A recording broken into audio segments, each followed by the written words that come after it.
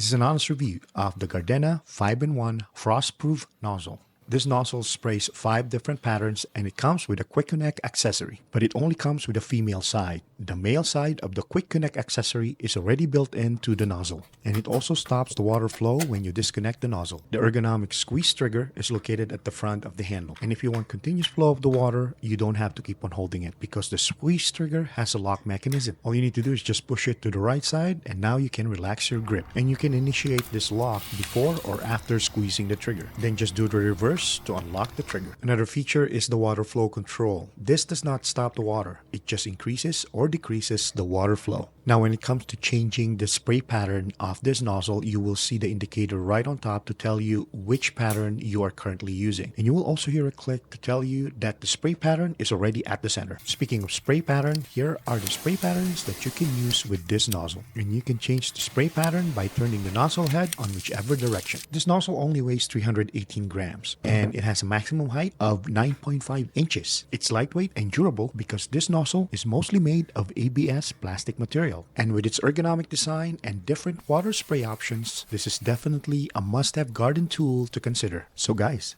this is the Gardena Frost-Proof 5-in-1 nozzle. Get yours today, and thanks for watching.